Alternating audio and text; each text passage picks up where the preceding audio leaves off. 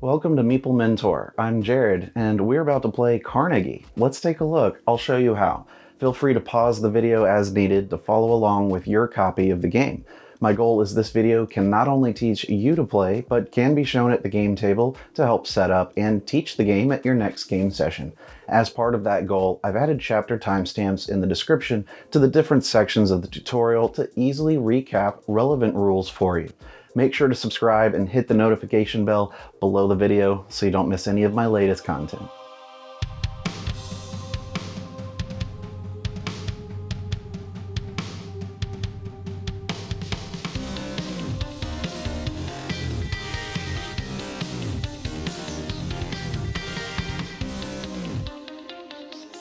The game of Carnegie is inspired by the life of American business icon Andrew Carnegie, a major player in the U.S. steel industry in the late 1800s. Players will be able to recruit employees and expand their businesses across America in this time period through investing in real estate, producing goods, developing transportation technology, and creating transportation routes across the country. And just like Carnegie, you'll be able to contribute donations to foundations and charities to grow your influence. Your success in all endeavors is measured by victory points. Be the player with the most points after 20 rounds to win and become known for your philanthropic work. First, let's look at how to set up the game. First, place the game board in the middle of the table. Shuffle the white timeline tiles and draw 4. Put these into 4 rows on random sides and frame the sides of the rows with the start and end tiles. Place the 4 action markers on their corresponding starting positions on the start frame tile. Collect the department tiles and mix them up face down. Return a number of these randomly back to the box based on your player count. In a 4-player game, return 4. In a 3-player game, return 8. And in a 2-player game, return 16. From the ones remaining, lay them out on the table face up. At most, there's 2 of each department tile, so you can stack them when possible. Create a supply pile near the game board of resource cubes and money tokens. The large cubes are worth 5. Each player should choose a color to be from the 4 available. Give them their own company board with all the colored wooden pieces that match. You'll have 30 discs, 15 employee meeples, and an action choice tile. If playing a 2-player game, you'll need to seed the board with an unused color. Set aside 18 discs and shuffle the solo game cards. Draw the top card and place a disc at the donation space indicated at the top of the card. Then look at the cities named on the card's 4th row. Place 1 disc on each named city. In large cities, place the disc in the leftmost empty space when doing this. Continue drawing cards one at a time until all 18 of the discs are placed on the game board. In a 3-player game, you'll do this process, but only use 9 discs instead of 18. Each player places one of their discs at 0 on the victory point track to keep track of points during the game. Also put one of every player's discs at the first space of 4 regional transportation tracks found on the map. Each player should start with 4 resource cubes, $12, and 4 project tabs. The project tabs are color-coded and double-sided. Each player can choose which side of each tab they want to use, but for your first game, it's recommended to use the A sides. The tabs get slotted into the right side of the company boards: pink, orange, blue, and green. Push them all the way in. Cover the circle spaces on the bottom 3 tabs with one of your discs. Keep the rest of the discs on the table nearby. Everyone should populate their company board with 10 of their employee meeples. 5 will lay down flat in the center lobby department space. 1 will stand up on each of the 5 other department areas. They stand on the spaces showing a meeple. You'll notice the first one on the left of the lobby already has a meeple printed on it. It's always occupied as if there were a meeple standing there. The extra 5 meeples are in your supply and must be gained during the game to be used. The most daring player is the first player, or you can randomize it. Give per the first player marker and timeline marker. In a 3-player game, only the 3rd player gets an action choice tile. No one gets a tile in a 2-player game. Return the unused action tiles to the game box. Starting with the player sitting to the right of the first player and going counterclockwise, each player puts the disc from their housing tab on the game board to any housing space found on the board. Then continue around with players choosing a department tile from the ones set up to keep in their personal reserve. It will sit next to their company board and will be the first tile they build in the game when taking that action. Now, starting with the first player and going clockwise, everyone can move meeples on their board up to 6 steps. Diagonal movement isn't possible. Once a meeple moves, it lays down. Meeples can be moved onto and through departments that are full and can enter and move through empty spots without departments. After making your moves, you may pay money to activate meeples. To make them active and usable at a location, they must be standing up in a space for them. Some spaces are free, but others show a monetary cost below it that must be paid to stand them up. Your employees won't work for free after all. You're now set up and ready to play. Let's first look at how the players' companies work. They're organized into departments corresponding to one of 4 types of actions. The symbols on the tiles match the 4 action symbols on the tokens on the timeline. There's human resources, management, construction, and research and development. Human resources departments will generally let players move employees to different areas in the company. The meeples can move orthogonally and can end movement on any tile, even empty ones. Management departments lets players gain goods and money and build new departments. Construction departments lets players build projects developed by their R&D. That means paying goods to move disks from the 4 tabs to cities on the game board. The R&D department lets players design new projects and develop transportation networks. That means extending the project tabs out, populating the new empty spaces with disks, and moving disks along the transportation tech tracks in the 4 mission areas. Everyone's starting company board has a lobby and 5 departments. The lobby can hold any number of employees and is where meeples enter the board. Departments can have between 1 and 3 active employees as shown by how many workstations are there. Each department has an effect that happens if at least 1 employee is active on it. Sometimes a department offers more than 1 effect. You'll have to decide which effect to use for each active employee you're using. Some departments will have passive or ongoing abilities, but an active employee will still need to be there to make use of it.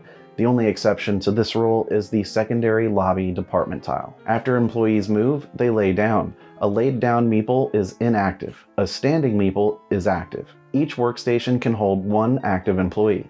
At the end of every round, players get to stand up meeples on available workstations. When activating them, the player must pay the money shown at the station if there is one. This represents their salary and training. The active employees used for actions will stay standing there unless moved, or if sent on a mission. This icon, found on several departments, means you're sending the employee on a mission to one of the 4 regions. Move that meeple to one of the circular areas connected to the transportation tracks. If you can't meet the full requirements of an action, you don't get to send them on a mission. They can come back to you during the game when an income event triggers. When returning them to your company, lay them down in your lobby. The order of turns proceeds clockwise from the first player. The game plays through 20 rounds, with each player doing an event in turn order, then department actions in turn order. After a round, the first player marker and timeline marker moves to the next player clockwise, who then starts a new round. A round consists of 4 basic steps in order: select timeline, resolve events, use departments, and activate employees in end of round steps. The first player chooses one of the 4 rows, or timelines, to activate by placing the timeline marker in front of the action marker they wish to trigger this round. Next, the event the token is on will trigger in clockwise order, starting with the first player. There's 2 kinds of events: take income or make a donation. The income events will be named and color-coded to one of the 4 regions of the map. These 4 regions are called mission areas. If you have 1 or more employees in the mission area specified, you may retrieve any number of them in order to trigger income benefits. If you don't have an employee there or choose not to retrieve them, you won't gain income that round. How far your transportation technology marker has moved on the track will determine what rewards you get from each employee retrieved. At the start of the game, all the regions generate $1. So if you retrieve 2 meeples back, you'll get $2, for example. The reward you get corresponds exactly to the space your disk is at. You don't get everything it passed as well, only the income at its current position. Secondly, as long as you retrieve at least 1 employee back to your company lobby, you get to collect project income from every project built on the board. To see what you get, take a look at all the freed up spaces on your project tabs on the right of your company board. Anything showing there and marked with an exclamation point is earned once per round. The other kind of event is the donation event. In turn order, players are allowed to pay money to the supply to mark one of the donation spaces at the top of the game board in an effort to gain victory points at the end of the game. Any unoccupied donation space can be donated to. In a single donation event, players can make one donation or pass on donating that round. The first donation a player makes in the game costs $5. Each donation made after will increase in cost by $5 each time. So the second donation is $10, third donation $15, and so on. This is a personal price increase, not based on other players. If you pass on the first donation event, but two opponents each paid for donations, they each paid $5 to put their first disc out. On a later donation event, when you choose to make your first donation, it still only costs you $5. It will cost them $10 each to make a second donation. The donations are grouped into 4 categories: education, human rights, welfare, and health. Each donation and how they distribute points is explained in the rulebook on page 15. By default, the most you can earn from a single donation is 12 points. Once each player has resolved the round's event, the first player now gets to use any and all of their departments in their company board that correspond to the chosen action type and that have at least one standing meeple. For each employee standing in the department, you may trigger the department's benefit that many times. Departments can be activated in any order and only once per round.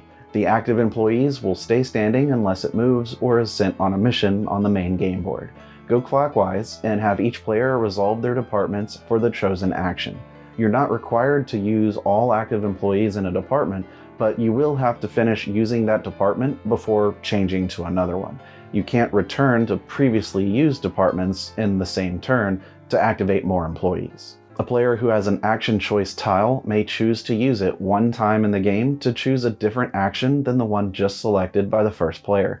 Once used, return it to the game box. If kept until the end of the game, it will award 3 victory points. After everyone's finished doing their department actions, players may now activate any laid down employees at departments on their board.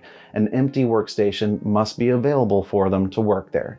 Pay the cost, if any, shown below the workstation to put a meeple standing up there. They'll be active for the next round. Now the first player moves the action marker on the timeline 1 space to the right, displacing the timeline marker. Next, the first player marker and timeline marker are passed to the next player clockwise to begin a new round.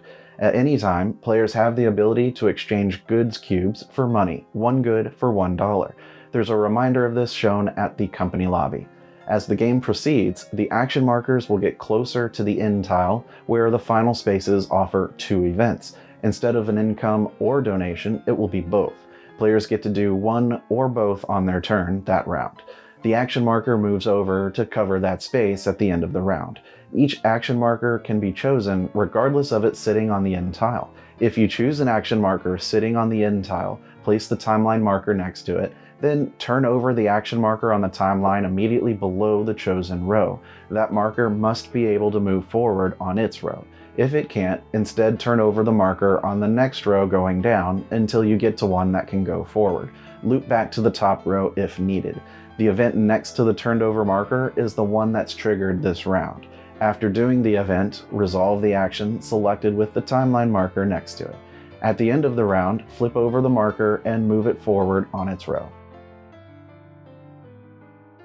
Let's now dive deeper into the 4 main actions I described above. There's the action markers with icons that match up to departments in your company. You'll be able to add new departments to your company, giving you more actions to possibly resolve when that action marker is selected.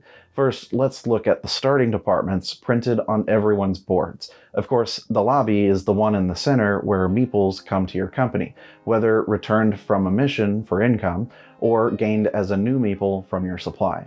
They'll need to be moved from there to be useful. The first action marker icon I'll describe is Human Resources. The starting department has one pre-printed meeple on it, meaning it provides you at least 3 moves. If you have 2 or 3 here, you can have up to 6 or 9 moves. You don't have to use them all. Any employee meeple can be moved orthogonally around the company and is laid down after being moved.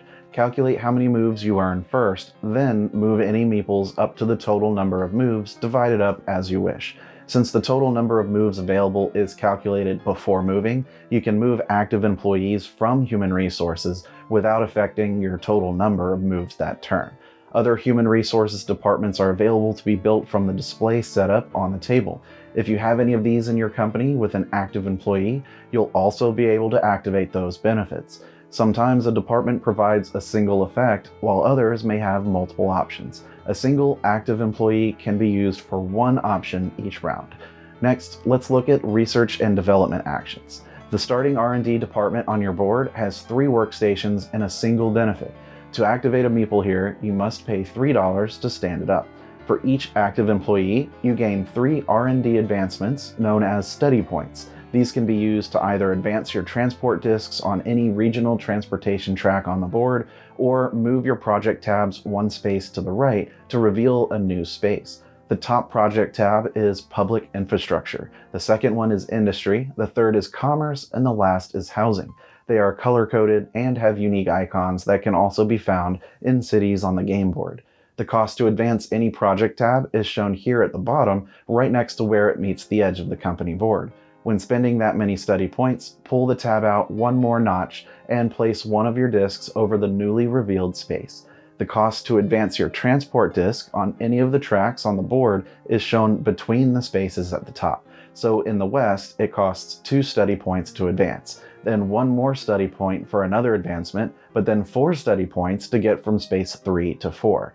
Players can allocate study points among any tracks and project tabs as they wish, up to the number they have to spend. You can spread it out to multiple tracks, 1 track, multiple project tabs, 1 tab, or whatever combination you want. Any unused study points are lost at the end of the turn. On the transportation tracks, the final space has a ×1 symbol there. The player who reaches that final space immediately gains the reward of either 3 goods cubes or $10, depending on the track. Only 1 player can ever occupy the final space of any of the tracks. Additionally, by moving your disks into orange or green sections of the tracks, you'll be able to score more points for connected big cities at the end of the game. When advancing a project tab beyond spaces for construction projects, they'll be worth victory points at the end of the game. Once a tab is fully advanced, you can't move it out any further. You'll notice the gears at the end of the tabs will show the rewards found on each of the spaces. Now let's talk about the construction action. These departments are where you can get project disks on the board from those project tabs. One by one, you use each department in your company that shows the construction icon. For each standing Meeple in a workstation, you can activate the department's effect once. The construction department, pre-printed on your board, has the ability of sending the employee used to the mission area of the region you wish to build, then you get to build in an empty city space there. This icon indicates to remove the employee and put him in a mission area. Select which project you want to build from the disks available on your project tabs. Build from the right to left if multiple are available on a single tab. The bottom 2 project types cost 1 good, and the top 2 project types cost 2 goods. Move the disk to an available city in the region you moved your employee to. The city space must be empty, and the symbol must match the kind of project being built or placed in a small city. The small cities accept any kind of project. Whenever you cover a small city with this icon, you will immediately gain the transport income benefit shown below your disk on that region's transportation track. Gain it 1 time. Placing disks at cities can also give you points at the end of the game. You'll score the city points for each disk you've placed there. Additionally, you'll want to try to make continuous paths between the 4 big cities that have connection links shown on them: New York, Chicago, New Orleans, and San Francisco. You can get points for making continuous paths connecting them based on your transportation track disks. I'll explain more on that later. As you remove disks from the project tabs, you'll notice benefits get revealed for when you collect income. The top row usually provides you victory points as income, shown with the pink background. The second row benefits are usually goods cubes. The bottom 2 provide you money. Also note that on the Housing tab, you'll also find an option to gain money or a new employee to your company on one of the spaces. Anytime there's a split option like that, choose one during income to gain. The last of the 4 actions is Management, shown with this icon. Each company board starts with 2 management departments. The first one is called Commerce and Finance. and provides one of the two shown benefits for each active employee standing there. You can gain $3 or 1 goods cube, or send the employee on a mission to one of the regions on the game board to either get $6 or 2 goods cubes. The second management department on your board is strategic planning. This allows you to build new department tiles. The first new one you can build must be the one you selected at the start of the game. After that, it can be any of the ones available. For each active employee here, you may build a new department. The cost is 1 or 2 goods depending on if an employee is in an empty space or not. This is the main reason you would want to move an employee to an empty spot to make it cheaper to build a new department tile. Pay the goods and place the department on a free space on your board. Players are limited to 1 copy of each department, so no 2 identical departments are allowed. Since employees get to be activated at the end of a round, players may pay to stand up the meeple on the new department tile if done that way. That not only saves a resource in building, but also a move action to get someone there to operate it. New department tiles will be worth 2 points each at the end of the game, or 3 points for each built in the top row. Any departments with a purple background provide passive or ongoing effects. If it has a workstation, an active meeple must be there to apply its effect. All the new departments are fully described in the rulebook, so I recommend reviewing with everyone at the start what each one does. The reference for each starts on page 16. The game ends after all 4 of the action markers are on the end tile of the timeline. You'll have played 20 rounds. After completing the final round, you'll add up everyone's final score. There's a section of the game board in the lower left that reminds you what gets scored. As points are earned, move your victory point token on the track like normal. The first thing to score is the unused action choice tiles. You may or may not have them in the game based on player count. If anyone did have it and did not use it, they get 3 points. Next, each player gains 1 point for each active employee standing on departments in their company board. The permanent employee and human resources printed on the board doesn't count, nor do employees currently on missions. Next, score 3 points for each department built in your company's top row. Score 2 points for each department built anywhere else. Now look at your project tabs for endgame victory points. They'll be shown in dark blue. Add up any that are revealed on all your tabs and score those points now. The next thing to score is your transportation connections between the 4 major cities. If you can make a continuous, unbroken path of your discs from city to city that connects the 4 big cities together, you'll score bonus points. By connecting at least 2, you'll earn the chain link numbers shown in them. Add up the chain links you've gained and look at the connection chart at the top right of the game board. Cross-reference your total with the lowest level of transport you achieved for all the regions where you've connected major cities in. The lowest is red, then orange, and green with the highest level. Each transport track is a little different on how the spaces are allocated to these levels. The chart will award you points for the highest scoring network if you happen to have 2 unconnected networks between the cities. If you manage to connect all 4 of the large cities in one unbroken network and your discs are in the green area on each of the 4 regions tracks, you'll earn 36 points. Next, players will get to score for each of their construction project discs built in cities on the board that award points. Look for the points icons below the cities to see if it awards points or not. For the major cities, you can score the points for it multiple times per each project you put there. Lastly, players will evaluate the donations made throughout the game. For each one you have, check to see how many points you've scored based on their unique scoring criteria. Each donation can score you up to 12 points. However, each project tab in your company board has a side on it that can increase the 12-point limit by 3 for all your donations. Of course, you'll have to have advanced the project tab out to its last position to qualify for that benefit. Each time you uncover that bonus, your donation point limit increases by 3. The player with the most points is the winner. There are no tiebreakers. Players share the victory. Don't forget to check the reference for how each donation scores found in the rulebook on page 15. Carnegie can be played solo against an AI opponent, Andrew Carnegie himself. Expect a difficult game. Start by setting up like a 2-player game as you would normally. Then you'll need to set up Andrew. He doesn't use employees, money, goods cubes, study points, a company board, or even victory points. When he does actions, he always has enough of what he needs to perform the action. Choose an unused player color for him and give him all the discs. He doesn't place any on a city at the start of the game, nor does he get to reserve a department tile like a player would. Put one of his discs at the start of each of the regional transportation tracks like normal. Find his 5 victory point cards and align them in numerical order with 0 on the left and 10 on the right. Choose a difficulty level for him by combining random normal and advanced cards. For a beginner level, make a deck of 20 normal cards. For normal, use 15 normal cards and 5 advanced. For a difficult game, do 10 normal cards and 10 advanced, drawn at random. Finally, for an expert game, use 5 normal cards and 15 advanced cards. Shuffle this deck and put it to the left of his 0 VP card. Put the timeline marker next to the timeline and the locomotive at the top left of the first VP card. You and Andrew will take turns selecting each round's timeline. You'll use the locomotive to indicate who will choose the type of action to be taken each round. When the train engine is at the top left of his 0-point card, it's your turn to decide.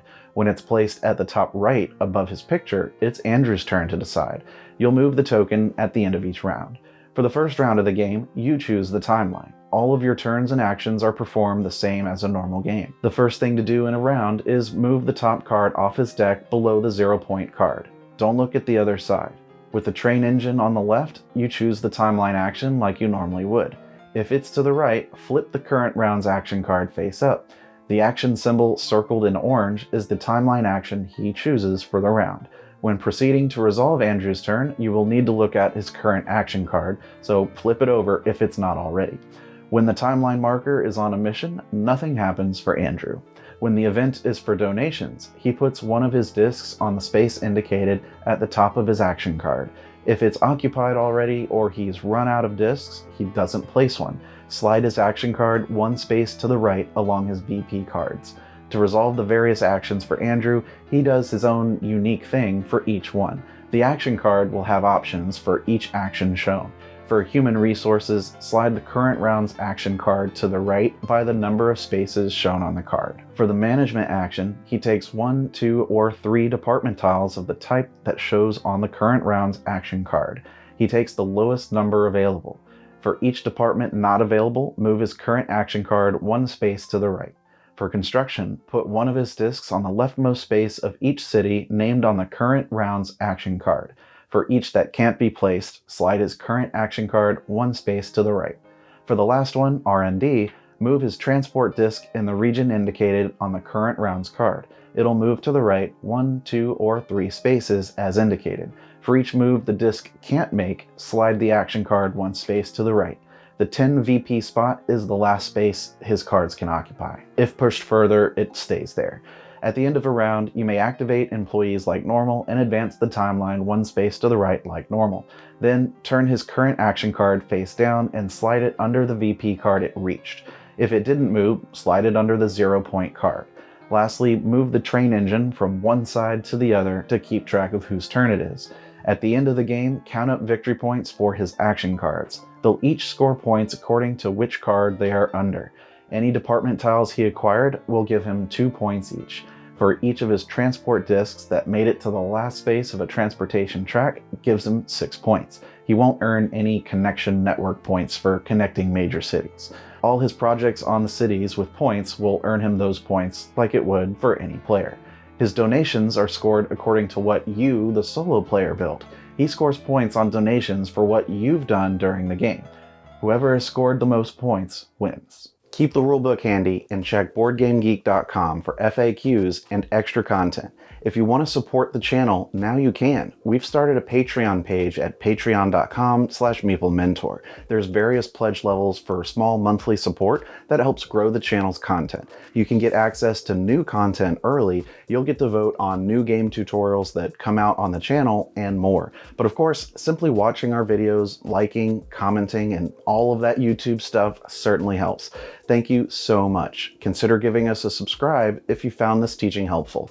Stick around to watch another Learn to Play video, or check out the latest news video to learn about what's going on in the board gaming industry. There's always new games coming out. Until next time, teach when you can, but always be learning. See you later.